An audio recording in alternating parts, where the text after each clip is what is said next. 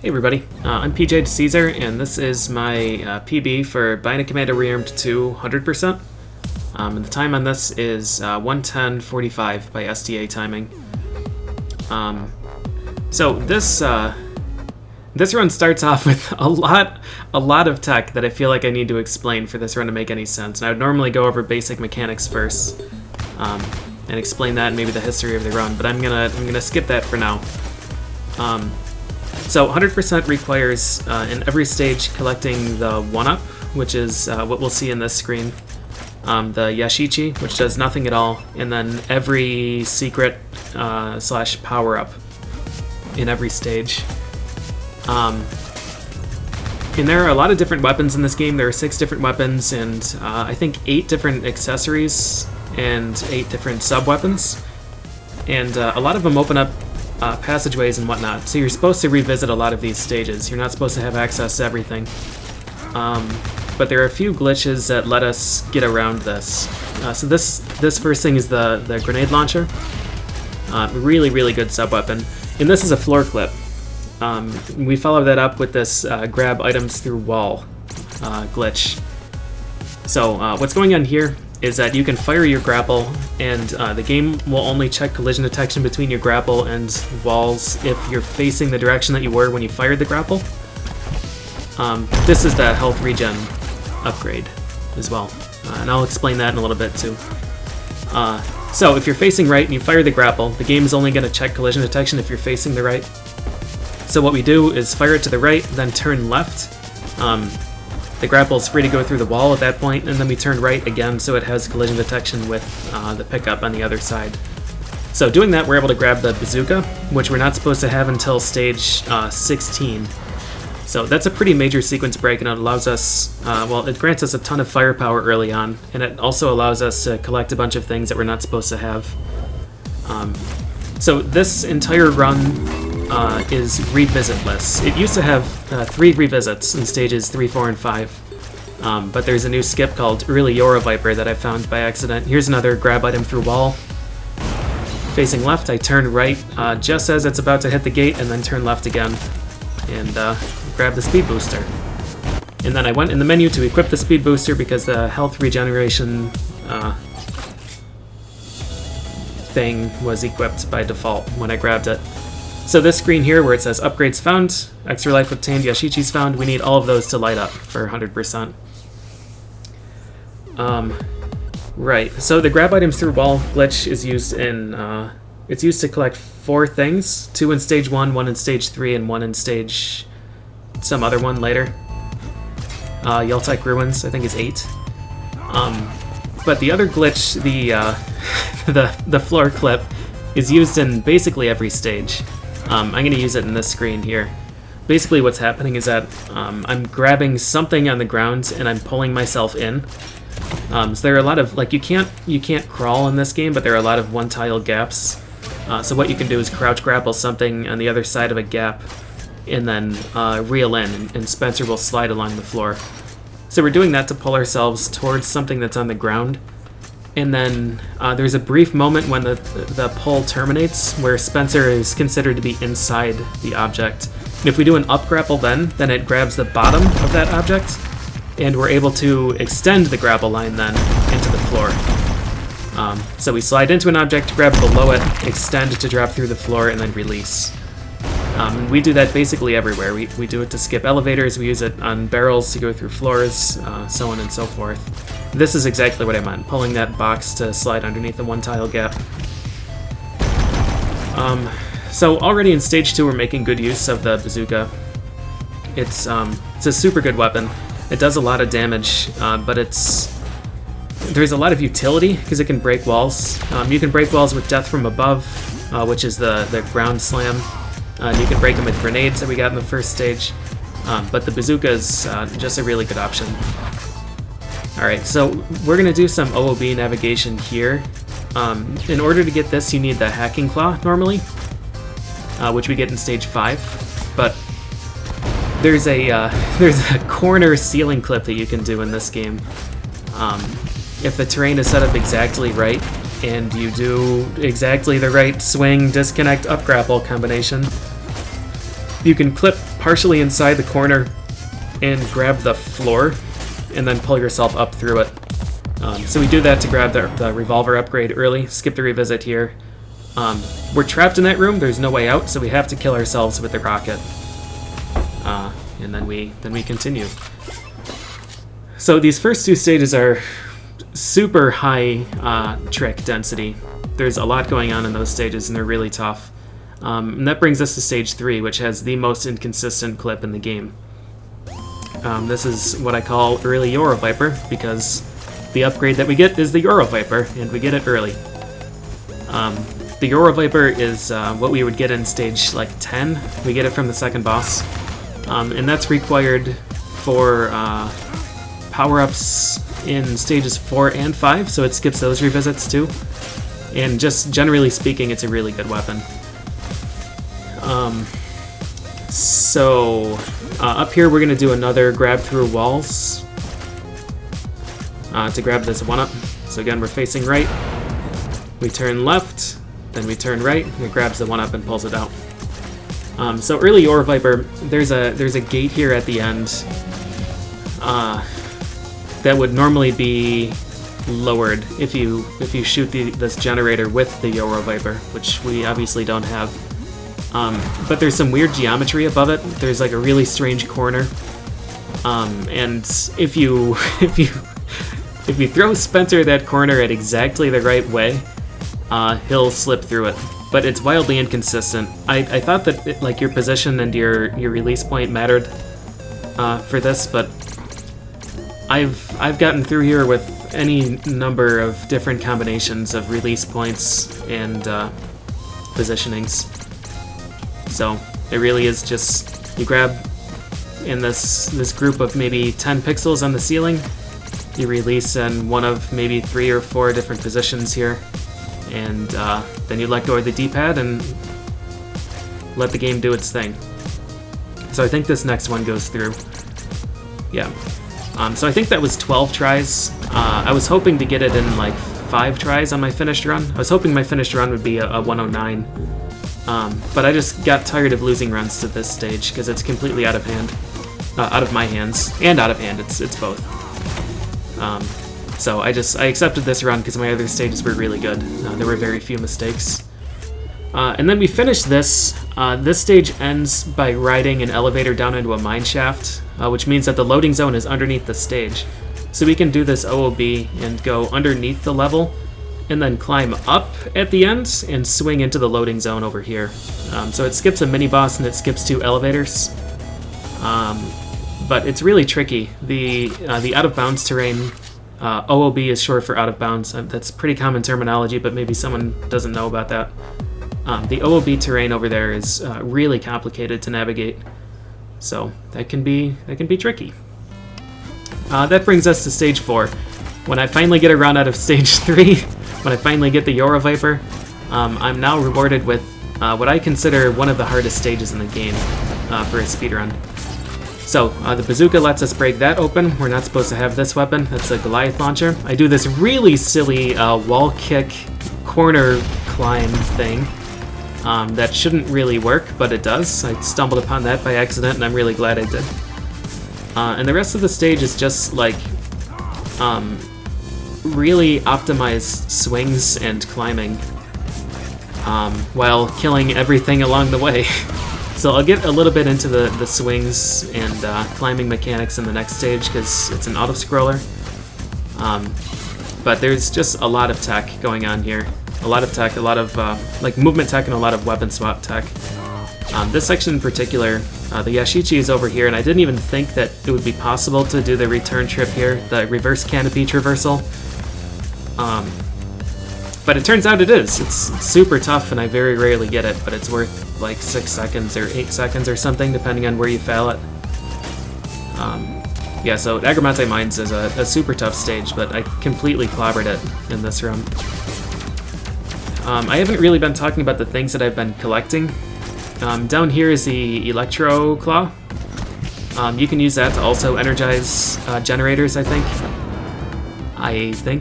So if you don't have the Yoro Viper or you don't want to use it for some reason, you can use that. the thing that I collected underneath the stage, where I kind of like circled around, this last pickup on the first line, that's the speed booster. So each of these sub-weapons, or each of these weapons and sub-weapons and accessories has different levels. So your weapon will get stronger as you get more upgrades, your sub-weapons will get stronger or use less ammo, your accessories will get more effective as you get more levels. Oh, this is important here. I was actually shot by this guy, and the bullet timing is random, and sometimes the cutscene, which gives you invincibility, will soak that bullet so you don't take damage. But there is a death abuse in this stage, and getting shot at the beginning means that I can die with just one rocket shot instead of two. So it saves a little bit of time. And this is the power-up here that would require a revisit ordinarily, because you're not supposed to have the Yoro Viper. And that upgrade is the shotgun upgrade, which is also really handy to have for these stages early. So the accessory that we're going to be using for this entire game is the speed booster. It lets you move faster and swing faster. I got the first level of that in stage 1 at the very end by pulling it through the gate, and I got level 2 in the previous stage. For sub-weapon, we get the grenade in stage 1. And the grenade is just a really good, well-balanced sub-weapon. It hits below us, which is nice. It destroys barrels, it destroys breakable blocks, and it does a lot of damage. So it has really good utility, and we make really good use of it for the first half of this game, I would say. This is my favorite guard. He's important. He's guarding that explosive barrel. We will swap sub-weapons at some point halfway through this run, and then once again at the very end, but I'll discuss that when I get there. Alright, so prior to this year, my PB in this game was a 1:30:22, and in the 5 years since that run and this improvement, a lot has changed with the movement tech. There are a lot of optimizations that I found while I was working on the challenge rooms, and then when I was working on any percent. And the main two are swinging onto ledges. So there's a lot of climbing in this game, as you would expect from a game revolving around a grapple. But if you're just doing a vertical grapple and you like grab a ledge and then climb onto it, the climb animation is pretty slow.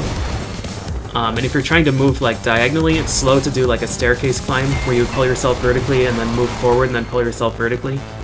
So what you can do instead is do a really short length swing, and if your swing terminates close to the level of the platform that you're swinging on, Spencer will just kind of get pushed on top of it, and it skips, obviously it skips the reeling in and climbing animation, because you're not climbing at all, you're just kind of, you're swinging and then the game pushes you onto the platform that you're swinging on. So I want to do that basically everywhere. I'll do it here on right next to the barrel, as you can see. I just did a swing to the left and suddenly I was on that platform. So that's really important, and then the other thing is doing these turnaround vertical grapples wherever possible. I'm trying to think where there's going to be a good example of that soon. But basically, if you're... Okay, this game lets you generate momentum from a standstill, so if you're tethered vertically, you can start swinging left or right just by pressing left or right. But if you're facing right and you want to swing left, Spencer has to stop and turn around first, and that turnaround takes time. So we can turn around in the air before a vertical grapple and soak that. This very first swing is a good example. So I swung right and then I turned left before I did a vertical grapple. And here's another swing onto the ledge. So I do this everywhere. It's just like core movement that I had to integrate into the, into my muscle memory. And doing it absolutely everywhere saves a ton of time. So this stage, Scrambler Dish is a really big problem. That grapple there is really tight. And then these guys get in the way a lot, but Yoro Viper deactivates robots and disables their collision detection. So instead of wasting a ton of ammo to kill that armored Roomba, I just stun him and run through. And I hope that the floating ball guy, he's a bomber, I hope that the bomber just gets out of my way, because he will have a tendency to bonk you. That's if Spencer touches him, he just gets repelled. He gets pushed back, but doesn't take any damage. And that's more irritating than taking damage, because it breaks your grapple, and it makes you fall, and often you can't recover, as we'll probably see later in this run. But that Scrambler Dish was really good. It's really just one elevator shaft with, excuse me, I needed a beverage, with 2 pairs of switches on either side. So the first elevator shaft has gas jets. Well, both of them have gas jets, but I skipped the first pair of switches and gas jets by doing that grapple along the left wall. The one that I said is awful. But there is no way to get around the other elevator. You have to take it. So that's why I went that left path and shot the switch to deactivate the left side, and then went around the right side to hit that other switch as well. So here's our first boss. This is pretty typical of the bosses in this game. It's really slow and cycle-based. It's a golf cart inside this floating mega copter thing. So you have to shoot the thrusters on the side until their gauge is filled. And at the end of the 4th cycle here, the second time it does left plus right burners. If the gauge is filled red, then they will go horizontal. You go up here, you depress this button somehow, either from death from above by jumping off the top platforms, or you can shoot it with a rocket. And it just happens to be faster to shoot it with the rocket. That dispenses the golf cart, you shoot the golf cart, and then you repeat.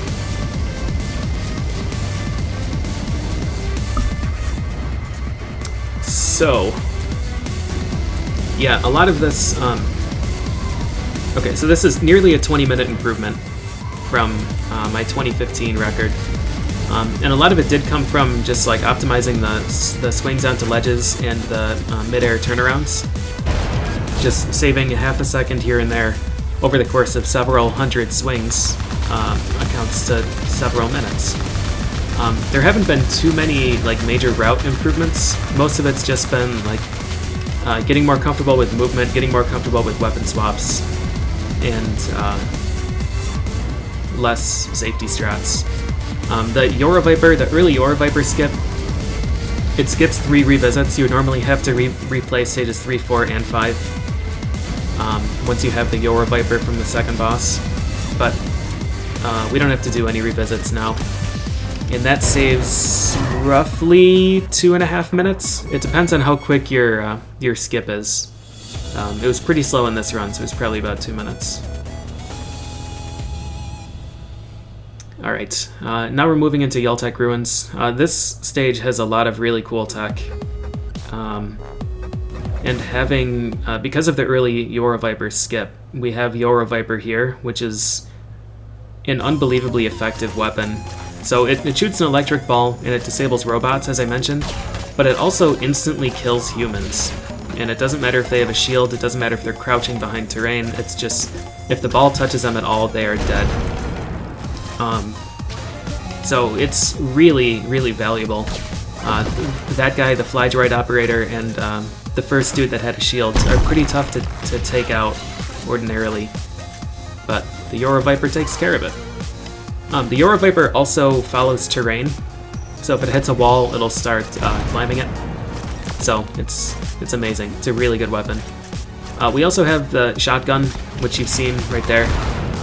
It's really fast. It's super accurate. So it fires like 3 or 4 bullets in a straight line across the entire screen.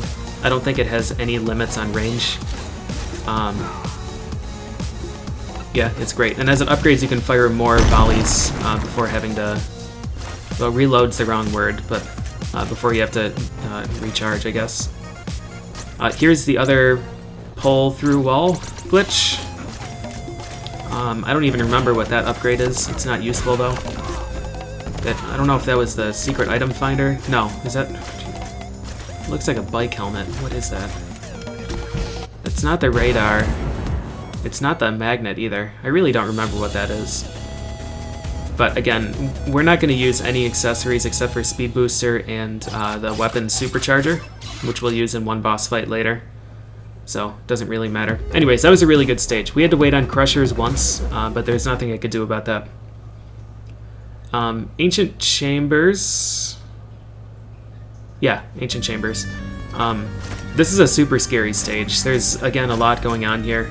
First, I have to make it through these crushers without dying, and then there's another really janky wall kick, wall climb that doesn't seem like it should work, but does, just barely. And getting that first try is very, very uncommon. These switches open, or they deactivate these gas jets to make this safe. And then there's a one-up over here that I'm gonna grab. There was a new strategy that I had there. That's why I hesitated. I didn't remember what the new strategy was. So I just kind of fumbled around for a few seconds. And then we have to take the top path here to get what I think is a revolver upgrade. Yes. This is Death from Above, the classic attack that makes Spencer scream. It's actually used to do things besides just make noise. It breaks blocks, and it can damage enemies, and you're invincible during it. So you can't be bonked or interrupted by enemies. You can be shot, though. Alright, there's a cool platforming section here. It's kind of like a timed, well, it's definitely timed. You have to break the wall, and then that starts this chain reaction, and you have to swing off those things before they all break. It's pretty neat. You can see I'm being very, very careful when swinging by these crushers, and that's because if you're grappled, or if you're tethered at all, and you happen to touch a crusher anywhere, it just kills you.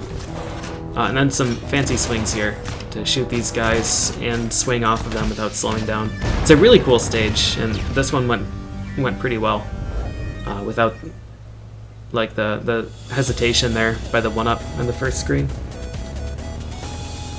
These upgrades, it's a revolver upgrade, and the other thing is an ammo regeneration accessory, which is pretty cool. Casually playing, it's very nice, but I don't need it in the speedrun. My ammo management is very precisely calculated, but it's a cool accessory.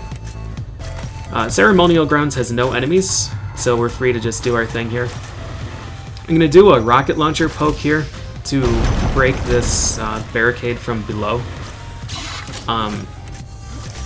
Poking a weapon into a wall is a really common trick in this game. I've done it a few times up to this point in the run already, I think.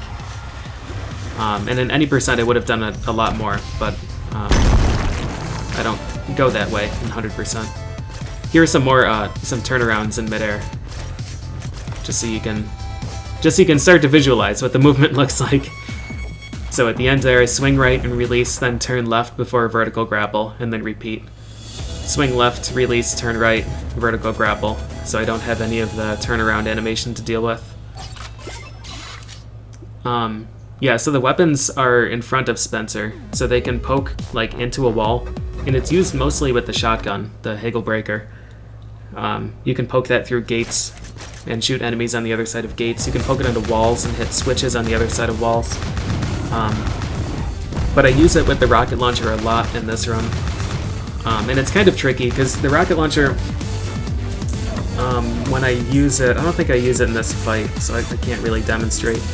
But when you use it, when you hold the fire button, it shoots this aiming laser, and the aiming laser oscillates, and where it's actually pointing has an impact. Like the rockets will actually target that spot on the wall, but then there's some randomness with where the rockets actually hit as opposed to where they were aiming. But it does matter up versus down, and if you're too close to an object, whether that's an enemy or a barrel or a wall, the game won't let you start aiming.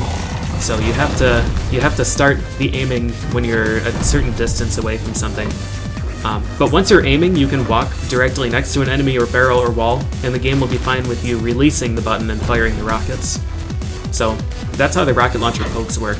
So in the previous stage, I was a certain distance from the wall, a few tiles, and I started aiming. Then I walked directly next to the wall and released it. So the rockets aimed a few tiles inside the wall instead of at the surface.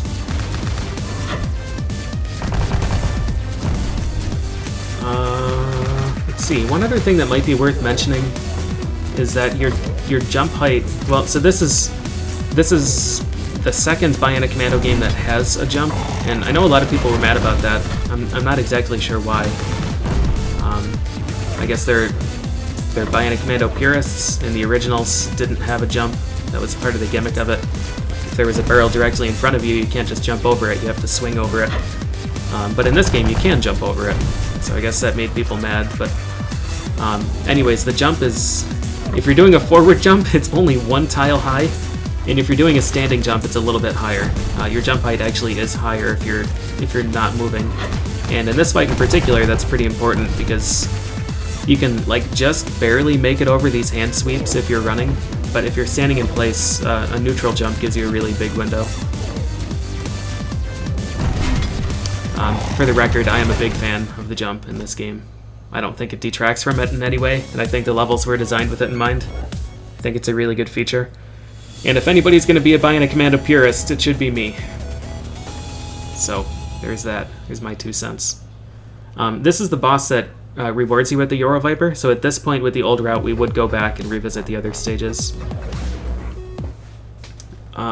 So, Bridge Ascent is really cool, and this is like... This stage is a really good example of why I like this game and why I really like the level design. Because at the beginning here, you're supposed to continue to go to the right. But in my mind, they clearly designed it in such a way that you can take these alternate paths. If you go to the right, you're supposed to activate a thing with the Yoro Viper and it drops a bridge, and then you climb up the right side. But these platforms are spaced in exactly the right way to allow you to climb up with precise swings. And there are a lot of stages that are designed this way. So it's kind of like they designed it with like casual and experienced players in mind. It's too much of a coincidence to think otherwise, really. So for a lot of these stages, we're going to be taking paths that are not necessarily attended because we can go through floors. This guy is the biggest time loss in this stage. There's nothing I could do to get around him. If I tried to swing, the Roomba would have broken my grapple. Just by touching it. So I couldn't swing around him, I couldn't climb up on the right side, I didn't have time, and I couldn't kill him. None of my weapons would have reached. So I couldn't do anything but just wait. And then we have a really cool sequence at the end here I'm a big fan of. So I'm going to climb up here and kill this dude and do a rocket launcher poke to hit this switch. That activates this elevator. And you're supposed to activate another elevator on the right side there, but instead I'm going to take the secret passageway over here and jump through the ceiling and climb up the left side, which is again not the way you're supposed to go. There's another elevator on the right side here that you're supposed to activate. So, like again, instead of dropping the bridge at the beginning of this stage, we climb up the left side off of the platforms that are perfectly spaced conveniently. We skip a whole bunch of the elevators that we're supposed to activate at the end, we climb up the wrong side, and everything just works out that way. It's an incredibly fluid game. The map design is just brilliant. There's something like 23 different stages, and they all play completely differently. And again, they all play completely differently, not just from each other, but based on your skill level, which is incredible, really. So that takes us to this stage, Puente del Sabio. This is a monstrously difficult stage, and there are a lot of enemies that can just like get in the way and ruin things for you. If certain enemies walk the wrong way, or if they fire at the wrong time, then your entire path is ruined. But I think, oh no, I do remember what goes wrong here. Alright, so the first half is good. That guy walked left so I didn't get bonked, and I had clear passage up through the midpoint here. Hulk Papa you don't have to kill to complete the stage. If you watch my any % run, I skip him. But killing him activates this elevator, and I have to take this elevator to go through the floor to grab this Yashichi. And ordinarily here you wouldn't go through the floor. There's a gas jet maze off to the right. But either way, whatever path you take, you have to kill Hulk Papa to get that. Really cool grapple here that I didn't even consider until it was pointed out by someone in chat. After grabbing the 1-up, I normally would fall down to the bottom and climb again. Okay, so that's what these Roombas normally do. If they're in the wrong spot, like that guy was, they just bonk you, and there's nothing you can do. There was no input I could have done there that would have stopped me from getting bonked and pushed off the ledge. We grab another Goliath launcher upgrade here, which I'm realizing I haven't talked about. I'm going to make a mental note to talk about that at some point. And here's the other unfortunate thing. So the Roombas, the enemies will spawn in like large chunks once you get to a certain point. And my pace getting to this Roomba, or my pace after the Roomba had spawned, was so much faster than normal that I thought I could beat him. I ordinarily just stun him with the Yoro Viper like I did at the end, and then walk through him, but I thought it was fast enough that I could just climb up to his ledge and shoot him there, and I was wrong. So, whoops. Okay, some downtime here. So the Goliath launcher is a weapon. We got it at the beginning of stage 4. It was the first wall that we broke with the rocket launcher. You're supposed to get it from the first boss, the golf cart, but we got it earlier. The Goliath launcher is super good. It's a very damaging weapon, and it's like a boomerang disc launcher thing.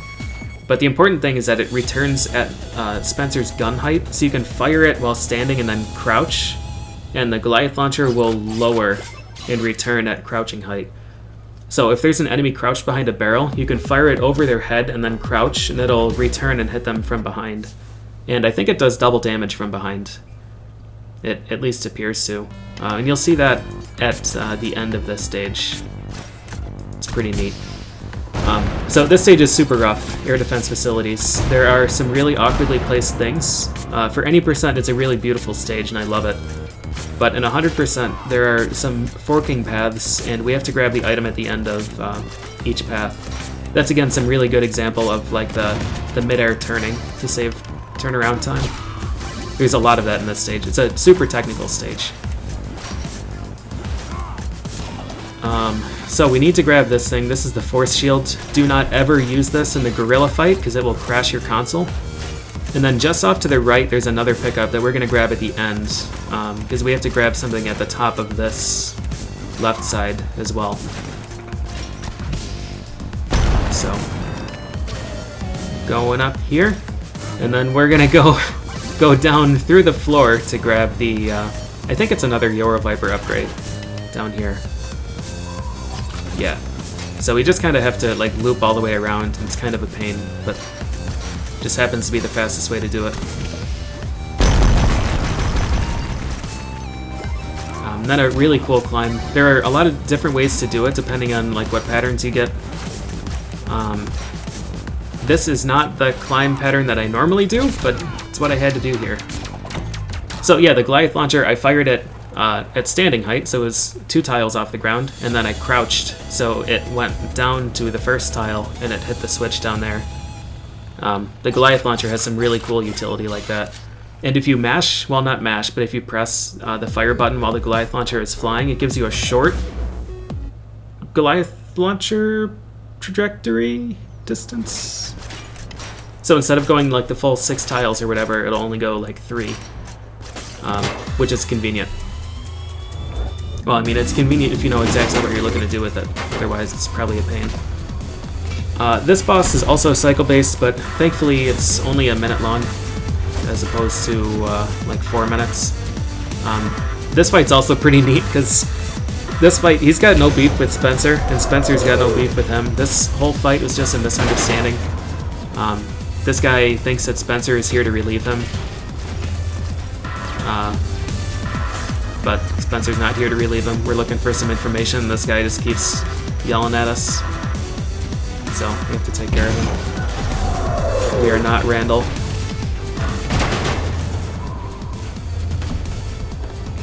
But yeah, you do a certain amount of damage to him, and then he becomes invincible. He anchors himself and then fires the gun. So you have to break his feet, and his feet are just blocks. So grenade will work, death from above will work. And then if he's not anchored, when he fires, he slides. And after he fires 4 times, then he falls. And at this point, this is where we get the bazooka. or this is where we're supposed to get the bazooka if we didn't cheat and grab it at the beginning of stage 1. So you can see how big of a sequence break some of these things were. Descent is a pretty big shame in this run. It's a super tough level. You're probably sick of me saying that for every single stage, but it's true. This game has a lot of really hard stages. But it normally goes pretty well. And in this case, I jumped the gun here, no pun intended. So you can't fire the rocket launcher while you're swinging. You can't fire any gun while you're swinging. So what I was trying to do is, while I was suspended vertically, I wanted to aim with the rocket launcher and then face right, but instead, I don't know if I pressed too close together. Oh, that's the ceiling clip. So in stage 2, when I said I did that really weird kitty corner ceiling clip to get back in bounds, you can see what that's supposed to look like here without being obscured by foreground. Death Abuse here to grab the Yashichi and respawn. I get really bad rocket trajectory, so I didn't take full damage from those. You're supposed to die in 2 hits, but I died in 3, so I had bad luck. Anyways, yeah, at the start, when I was swinging back and forth like an idiot, I was trying to aim with the rocket and then face right to shoot the wall, because while you're aiming, you can't start swinging.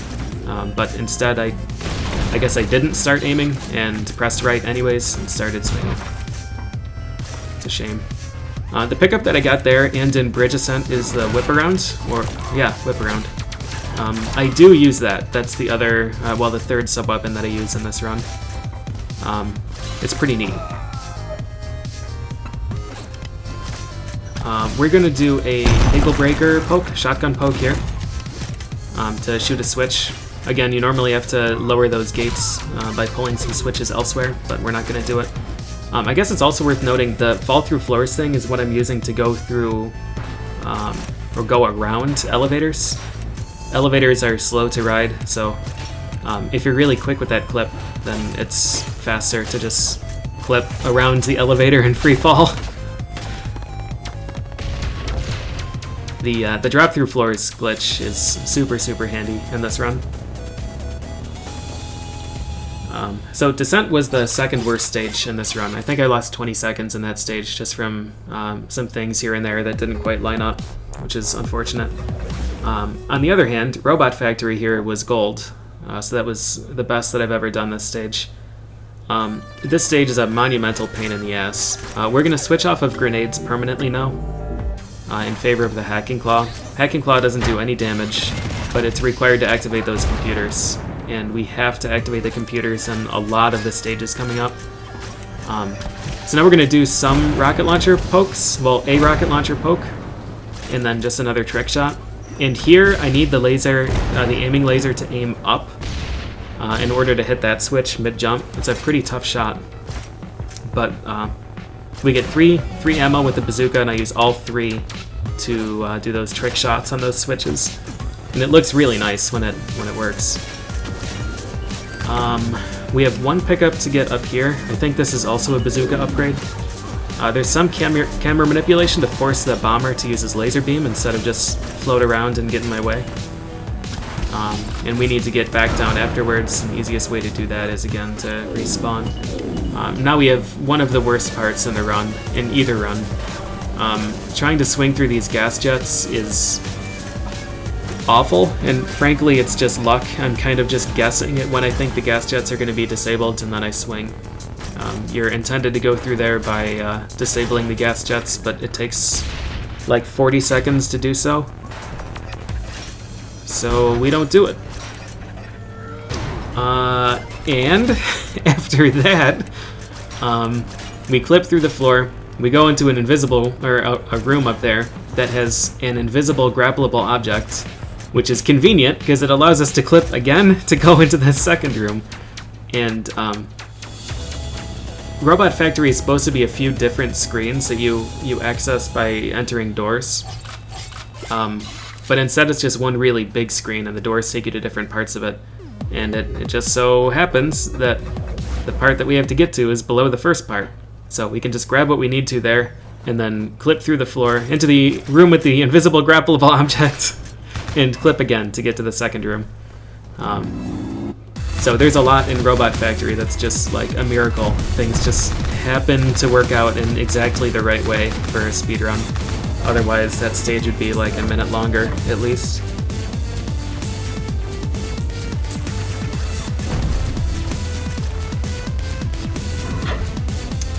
And that takes us to this. This is a familiar boss.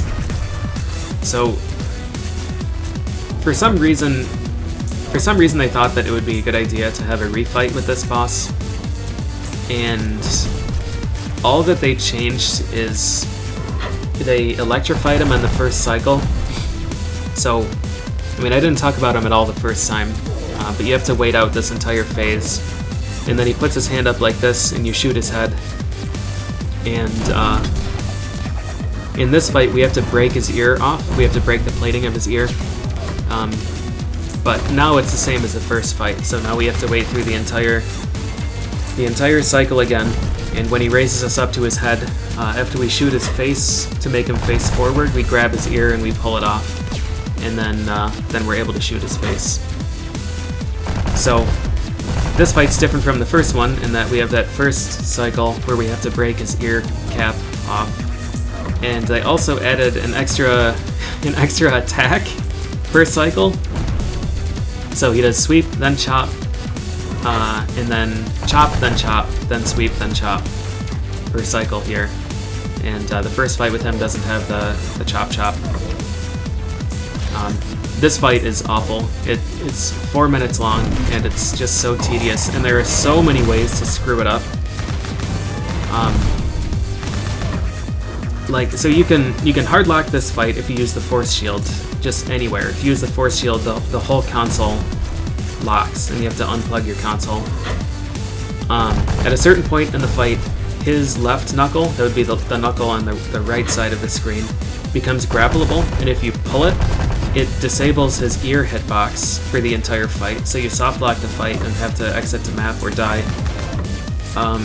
There are a number of different ways to fall through the floor or get hit through the floor, which would kill you and force you to redo the fight. And if you're playing completely safe, or trying to, when he raises you up to his level, sometimes when you grab his ear, the game thinks that you're in the air, and so it'll start a swing instead of like anchoring you to the ground and letting you pull. And if that happens, if you swing, it drops you to the ground, and there's no way to get back up to his hand, and so you lost an entire cycle. You lost a full minute. And that happened in my previous PB, the 112 and some change. So this fight sucks. I hate it.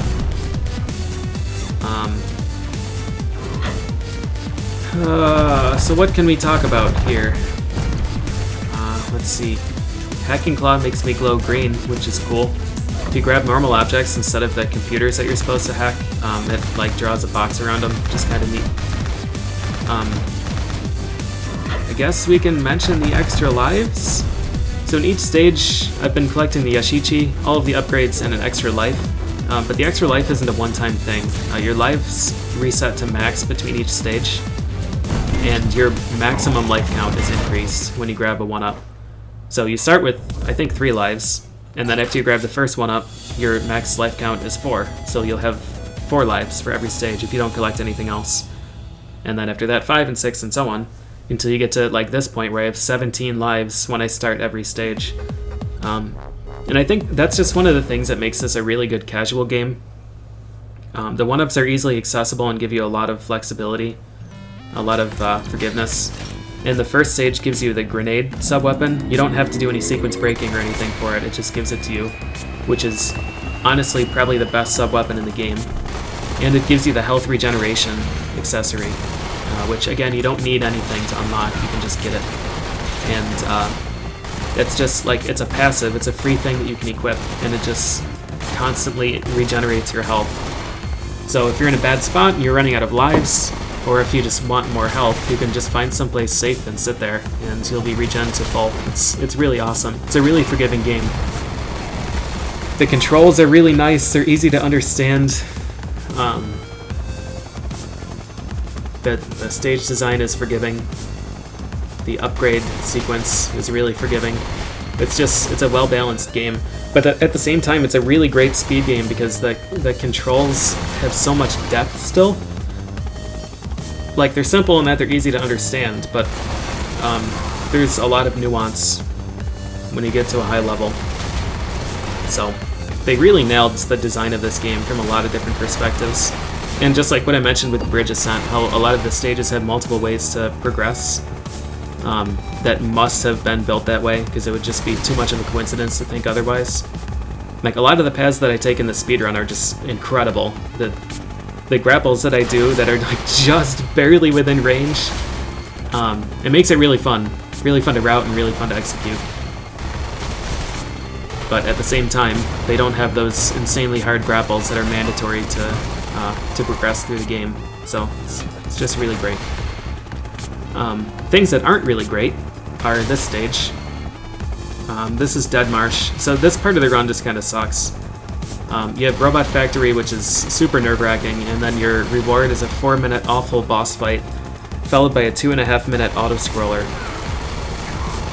And the pickups in this stage are very inconvenient and very punishing. So 2 of them are just like at the top. You have to swing across the canopy, and the swings are really tight. They're awful. They're awful to do optimally, and they're awful to do casually, if there is such a thing as doing those swings casually. And if you miss them, it's like 30 seconds. So my goal with this stage was just to play it safe and not have to redo any of those. So the first one is coming up here. I honestly don't even remember what this upgrade is. Oh, it's another grenade launcher upgrade. Cool. Yeah, so that one sucks. And then we go down here to grab the Yashichi, and this room is kind of neat, but also kind of a pain. We're gonna break it with the death from above instead of breaking it the intended way. So this room, I initially thought it would be awful for a speedrun, because I thought that just one of these switches was the right one, but in reality, you have to pull any 4 switches to open up this gate. And it's neat, because you can pull the same switch 4 times. You can pull the switch and then die, and it resets them, and then you pull it again, you can do it again 4 times, and the gate will open. But obviously it's fastest to just pull all 4 of them once on your first time. And then the last thing that we need is on this side, and these are also some pretty awful swings. The tractor beam there pulls in random drops, so when you kill an enemy and they drop health or they drop ammo, the tractor beam will pull that, but it can't be used for like the upgrades themselves. It's just for the random drops.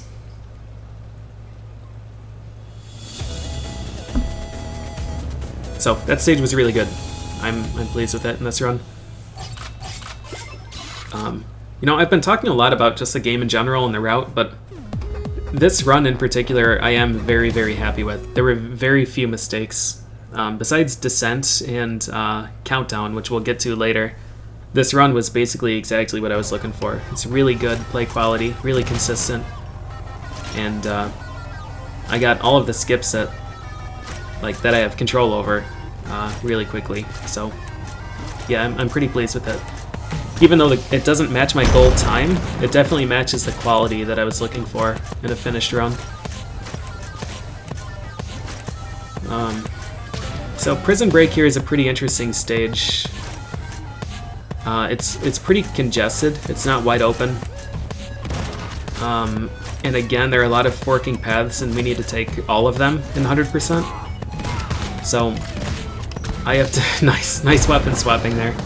I have to take this top path to grab the 1-up, and then I also need something in the bottom right of this screen.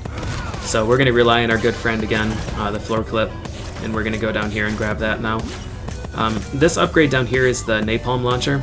We got the Napalm Launcher from the Gorilla refight just 2 stages ago. It's a very dangerous weapon. It shoots a grenade that explodes and covers a majority of the map in flames. And I don't know what it does to calculate the damage, but it basically just kills everything. This room has a bunch of switches, but we don't need to shoot them. We can just poke through the final one. We can do a shotgun poke and shoot that. And this screen was also a really big problem because there are a bunch of enemies that can get out of hand until I found this setup to kill the bottom two with the Yoro Viper and then kill the middle two with the Hagel Breaker, the shotgun. It works really well. And the last screen is a disaster. There are a million enemies and a million ways to get bonked and lose your swing. But it manages to go really well. I think I missed the swing at the very end off the lamp. But in the grand scheme of things, it's not too big a deal. It's like 3 seconds. It's worth going for. Next stage is Bionic Labs, and there's a whole lot that can go wrong there, but there's one thing that I just remembered I didn't talk about and I want to. When you're swinging, I mentioned that like, bonking is a big problem here, and that's if you're swinging and an enemy touches you, the game just pushes you away. You don't take damage, but it breaks the grapple and you get recoil. But for a lot of enemies, if you're swinging and you hold up, it'll disable collision detection. So I use it a lot in the beginning of the run, like the first 4 stages I use it in each of them. It's a super handy technique. So if you're watching this and you want to learn how to run this game and some swings aren't making any sense because when you try them you're getting hit by enemies, try holding up because that's probably what I did. That room with the lamps sucks. It's really, really precise to get those grapples. So getting it first try is something that I'm very surprised, very surprised about. This section's also a pain. Anytime you see the crushers, it's kind of sketchy, because if you're swinging at all, if you're connected at all to any grapple, then they'll kill you. So here, I'm facing left, and you can see I'm facing left because I'm stuck. And I fired the Yoro Viper and it went to the right. And I have to activate this generator in this way. I don't know what I'm doing for audio balance for this recording, but this is normally a very loud sound, so prepare yourself. Yeah, man. So hacking into that computer disables all of these turrets, and that, well, it's supposed to disable all of these turrets, but sometimes it doesn't disable the one on the far right, and that's a really big problem, and it has cost me a lot of runs. But this time it did. Everything worked as intended. And we have one more collection here, the Force Shield, and away we go. Yeah, so in this stage, the Yoro Viper fired the wrong way, and I got stuck in the chamber. So I had to fire the Yoro Viper again the proper way to activate the generator. Then I had to shoot myself with a rocket to dislodge myself from being stuck in the ceiling. So I lost a bunch of time, like 8 seconds, just from that mishap that I didn't have any control over. Confrontation here is the only non-cycle-based boss fight, so it's really neat. I'm going to fire everything I've got at this guy, and in addition I'm switching to the weapon supercharger and back to our friends the grenade. Weapon supercharger adds some percent, 10% I think, damage. And now we're just cycling between all of our weapons, and we want to make sure that we hit him with everything. So I need to make sure that the Napalm Launcher and the rockets and the grenades and the Hagel Breaker shots and the Yoro Viper shots all connect. So I'm swapping in such a way, it probably just looks like button mashing, but it's all very controlled swapping to make sure that everything is fired in such a way that it will connect. Because if one of the big targets misses, if one rocket or one napalm or one volley of grenades doesn't connect, then he'll begin his next phase where he climbs to the ceiling.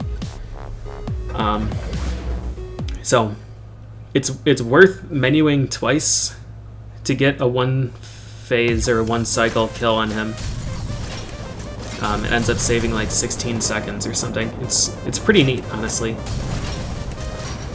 This stage is Reactor. This is my favorite stage in the game. There are no enemies, it's just platforming, and in 100% it's well, in 100% and in any percent, it's just a really good test of your movement. In 100% we can collect everything without the water, so the reactor is flooding, and the water is going to be chasing you, and if the water touches you at all, then you die. So it's a really good test of your movement to see if you can get to the top without like ever seeing the water in 100%. And this again has just like a lot of the movement improvements that I mentioned before. A lot of the turnaround in midair that you see here, so I can immediately start another swing.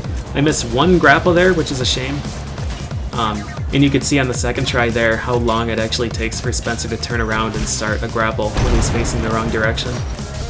So yeah, there's a ton of movement and a ton of optimizations going on in this stage. It's super fun to do and extremely punishing if you mess up.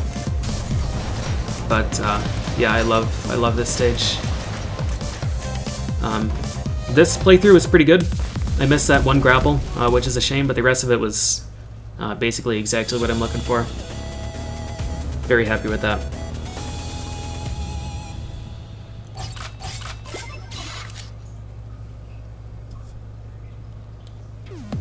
Okay.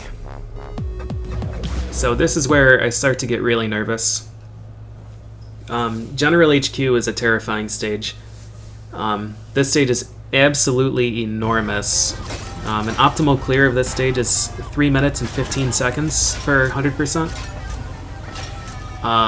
And I'm skipping like all over the place. You can see I already went through the floor. This is like a spot that you're not supposed to be in until the end of the stage. And I'm going here early to activate these switches, and then going back through them to get back to the beginning. And what those do is create a platform here that allows me to climb up here and grab the weapon supercharger upgrade. So that's our first pickup. What we're going to be doing now is kind of looping. Now that we're in like what I would consider the main chamber of this stage, we're going to do like 2 loops counterclockwise. This switch will deactivate the gas jets, so we can go up here. And now we're going to be going to the right and eventually up.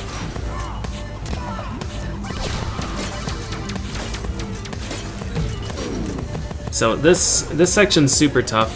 We're going to preemptively fire a Yoro Viper to kill these enemies because there's a switch behind them that I want to hit.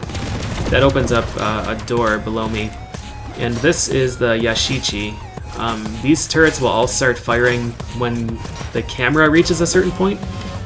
So you're on kind of a timer if you want to get there before any of them shoot. And if all of the turrets activate, if they're all firing before you grab that Yashichi, that is a really miserable climb, and it requires using a lot of ammo, and I don't budget for that. So essentially, I need my climb to be smooth enough that I can get up there and start the final climb off the lamps, and then not miss any of those swings. And if any of that goes wrong, if my camera manipulation goes wrong, or any of the grapples during that climb go wrong, then the run is over. So that's pretty scary. It's a little bit of relief when I get past that, but now I have this section, which also kind of sucks to do optimally. So I need to shoot this switch and then fire a Yoro Viper against this wall so it navigates in. And it's tough. The camera position is important because if the generator and the Yoro Viper aren't on camera, they won't interact with each other.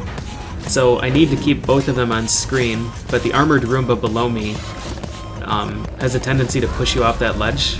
And if that happens, then they don't interact and you have to climb back up. And there's a checkpoint down there, so if you die, or rather when you die there, to get back up to where we were before, you have a longer climb. And there's a long list of other things that can go wrong, but didn't go wrong here. Some more tricky swings. There are spikes below me, so if I miss any of those, I'm dead. And then a really cool climb here. That computer terminal will deactivate these turrets, but it usually doesn't, so I just stopped doing it. And then we have one last skip here. We're going to use this guy's bullet. He happens to give us a really early bullet.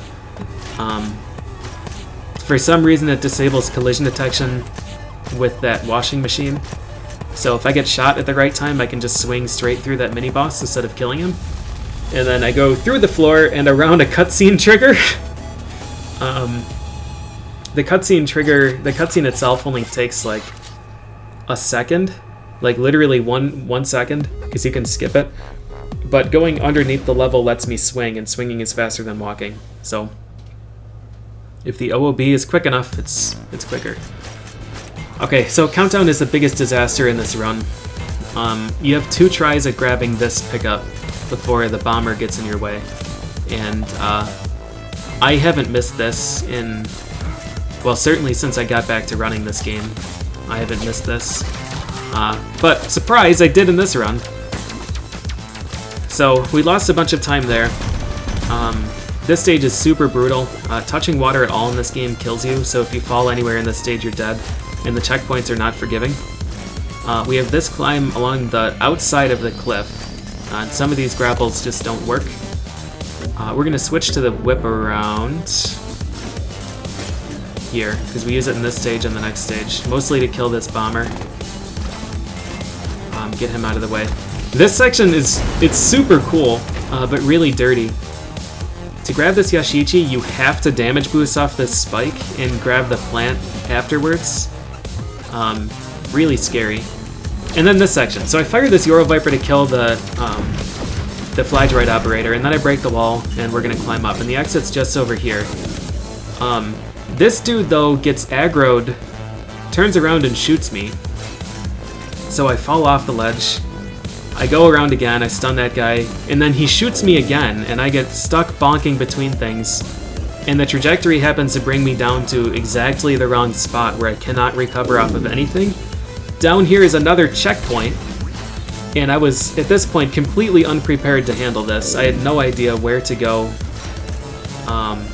Or rather, I knew where to go, but I didn't know what the fastest way would be to get up there. In the end, I just opt to take the same climb as before and just hope that we don't get that terrible luck again. That is the first time I've ever been shot by that guy. Ever. So this time I play it really safe, make sure I land and kill him before I finish. So it's pretty common for that guy to get aggroed.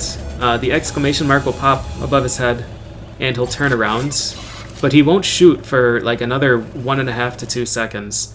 I've never seen him fire that early, and he fired in such a way that there was literally no input I could do to save it. I couldn't wall climb off either wall because he hit me directly down the center. And then on the repeat visit, he did, again, the exact worst possible bullet timing and made it impossible for me to proceed and hit me down, again, the exact positioning that I could not recover from. So, I lost a full minute in countdown. About 45 seconds was from that guy's bullet, and the other 15 was from the failed grab at the start. And that is what stopped me from getting a 109 in this run. So my gameplay for the rest of the run was really, really solid. The luck was average, nothing super unusual. But that guy just was on a mission and completely ruined the run. It's a real shame. The Mega Copter here is the same exact fight. Yeah, well, it's the same exact concept. It's even the same number of cycles, which I'm appreciative of. We don't have the safe spot off to the right that we did in the first fight, so we do have to actually dodge these jets. And then at the end, when we push the button, he's firing rockets at us, but it's not a big deal. By the time the rockets actually move, we've already ended the cycle.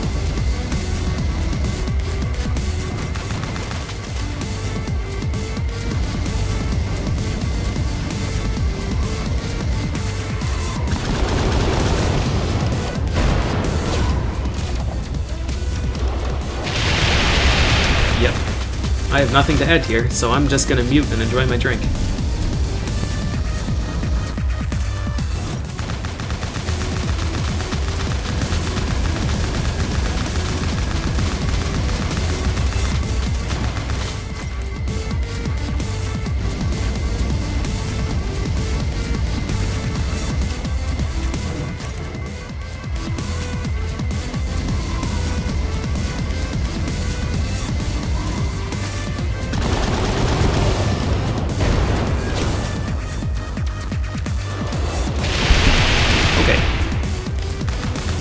So, one thing that I should mention with this whip around, that's the spinny claw sub-weapon that I equipped.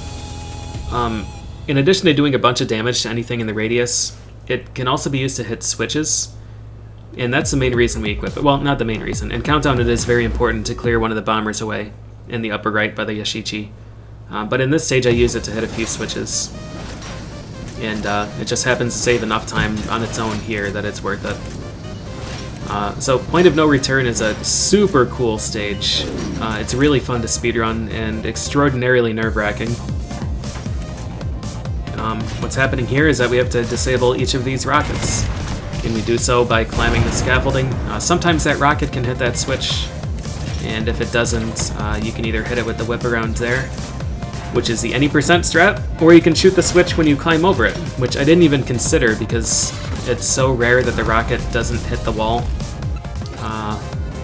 And the any percent strat uses whip around, which we already have equipped. I didn't even realize that the switch was just able to be shot on the other side. But anyways, yeah, you climb the scaffolding or drop down the scaffolding, you go inside the rocket, and then you destroy the core, and you move on to the next rocket. So it's a pretty cool stage. We do a rocket poke here to break that turret, and it just, the timing is beautiful. The turret gets deactivated at the exact same time that we're grappling it, and we're able to climb without slowing down at all. It's a really cool strat. It's a miracle that it works out that way. We grab an upgrade in the upper left there, and then away we go. This is another really good screen. There's just, there's so much good platforming in this stage. I'm a really big fan of this level. And again, like, just optimizing these stages for swinging onto ledges and doing that turnaround vertical grapples is so much fun. I tried something new here, and it almost killed me. My toe was like a few pixels away from killing me on that crusher, but it didn't, so that was nice. We use the whip around to break those, or to activate those two switches, and then we'll shoot the other ones. Grabbing this Yashichi is really tough because its hitbox is super misleading, and sometimes Spencer can be literally inside the Yashichi and it won't be collected. This checkpoint, this scaffolding here is really annoying, and you're gonna see why. It's super fun to do optimally. Like, the movement here is great. You do a swing on top, you break the thing, you do another swing over. But this dude, the bonk droid, for some reason has been completely ruining me in attempts.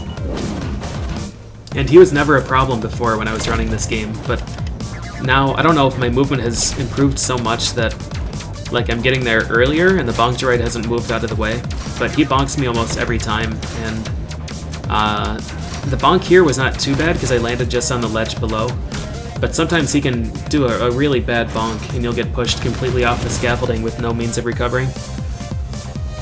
And that was a pretty cool, like, escort the Yoro Viper room. And with that, we're on the final rocket, which is the end of the stage. So this stage is super cool. I'm a really big fan, and in this run it went very, very well. I mean, we got bonked, but there was nothing I could do about it. You can't shoot the bonk droids until their barrier is gone, and they don't drop a barrier until they bonk you. So my option was to just, like, wait on the ledge for 10 seconds for him to come down and bonk safely, or just go for it and hope I don't get bonked. It's super, super unfortunate. So here's the final boss, but it's weird because in his stage there is a 1-up and a Yashichi, but no upgrades. And this is the only boss stage that has 1-up and Yashichi. So it's kind of weird. But anyways, it is what it is. We grab them about as safely as you can possibly grab them, and then we're on our way. This boss fight is, again, as you probably guessed, strictly cycle-based. So we can't really speed this up in any way. He's gonna fire some rockets. I think he does a right wave, and then top, and then left, right, top, something like that.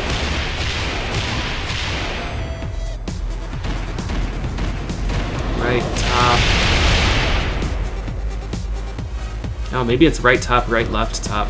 Anyways, he fires a million of these missiles. And then he throws this big bomb at you. And this boss fight, when I first did it, was super frustrating because it uses two mechanics. It requires two mechanics that aren't used or alluded to anywhere else in the game. So he throws this bomb, and you're required to roll this bomb into the tower that he's standing on. And rolling requires picking something up and then holding down and throwing it. And if you just throw it, the bomb explodes and it kills you. And then after the thing breaks, the floor starts to crumble, and naturally I think, well, this is a game about swinging off of things. so there must be something that I have to grapple, and then we do the next phase, you know, while grappling and swimming between platforms. But nope, you have to run into the corner, and the game will rotate the camera, and you get a new side. And that doesn't happen anywhere else in the game. So, yeah, I was not happy about this fight when I first did it. Now, it's pretty cool. It still is just very slow, and the challenge has left me a long time ago, so it's mostly about making sure that when I roll that bomb, I'm pressing down with all of my might, so I don't accidentally throw it into the tower and die. I should mention that I'm playing on the Xbone version, or rather I'm playing on Xbone, which is emulating the 360 version. Somehow this game is backwards compatible. I'm not going to question how, or where the demand came from, but I'm really glad that it is, because it runs much better on Xbone. The loads are much quicker, and it lets me use a controller with a really rigid D-pad, and that's very, very important, because if you're trying to get a vertical grapple and you get a diagonal, in most cases you're dead. So it's really nice to have control over cardinal directions when you play this game. And here, where you have to hold down and not down right, or else you're dead. Because when I was running it on 360, I died a number of times from not holding down well enough. And once the HUD disappears, that's the end of SDA timing. And that's the end of the run. So, I've been running this game for about 6 years now. And I love it. I absolutely love this game. I would say it's my second favorite of the 7 Bionic Commando games, and I think it's one of the best in the series. I mean, I've mentioned a lot of the things during this run. It's really beginner friendly, just from the perspective of all the power-ups that they give you early on. They give you the grenade, they give you the health regen, they give you a bunch of 1-ups. The stage design is just really, really good. There are like some beginner paths through stages, and some expert paths through stages. Enemies can drop health, so if you don't want to stand still to recover it using the health regeneration thing, enemies will give you stuff. So it's a pretty forgiving game, I think, with the exception of some of the bosses, which are a bit obtuse. And it just feels really good to play. Like, the controls are intuitive, and again, they're really forgiving. The fact that you can generate momentum from a vertical grapple, or from a standstill rather, is a really big improvement, because in the other Bionic Commando games, if you're grappling and then you panic up grapple a part of the ceiling or an isolated lamppost or something, you're just screwed. You can't do anything except fall straight down and probably die. So giving you that failsafe is really nice, and doing that, adding that mechanic lets them build the levels in an interesting way. They can build the levels just, like, generally speaking, steeper.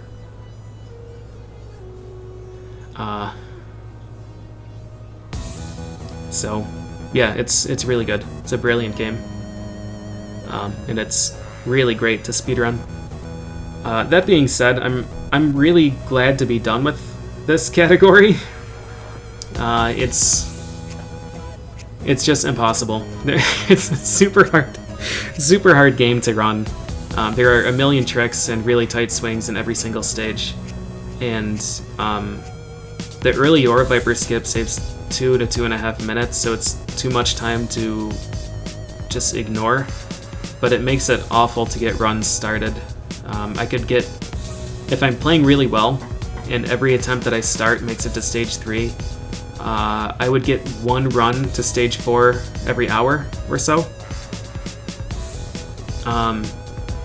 And again, stage 4 is like the hardest stage in the game, so I would have several days where I would do 5 or 6 hours of attempts, and I would get like 4 runs past stage 3, and one of those would beat stage 4. And then if you beat stage 4, you still have an hour of completely impossible game to play at the highest level without mistakes and with good luck. So, yeah, I'm pretty content with this run. I think, with the exception of like the major mistakes that I've pointed out along the way, the run's just outstanding. My movement was really consistent, really clean. I didn't get caught up on big tricks for too long.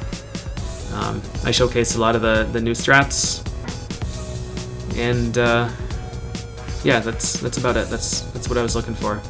So I would have really liked a 109. Again, I'm not really happy with the time, but I am very happy with the run. So I'll have to take it. As always, if there are any questions, feel free to let me know. 100% in this game is kind of proven as you go through, because again, I need every icon at the end of the stage to light up all the upgrades, the Yashichi and the 1-up. But for an additional check, after the credits play, I load up the file again, and I go through and select every stage on the map. And when you choose a stage, before you confirm it and load it, the top 3 lines will say secrets found. Oh man, I don't even know. It's something along the lines of secrets found, Yashichi found, 1-up found. And for all of the non-boss stages, we need the secrets to be X out of X. We need, 3 out of 3, 2 out of 2, 1 out of 1, 4 out of 4, whatever. And then yes and yes for Yashichi and 1-up.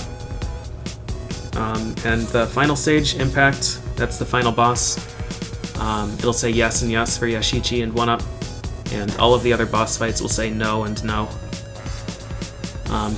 So I go through and show all of that here, just in case you want to verify that it was in fact 100%, and I'm not just cheating, skipping items like I do in BCR1. I do grab everything. So there's that if you want to watch. But I think I've covered everything I wanted to, so I'm gonna hop off. I really hope you've enjoyed this run.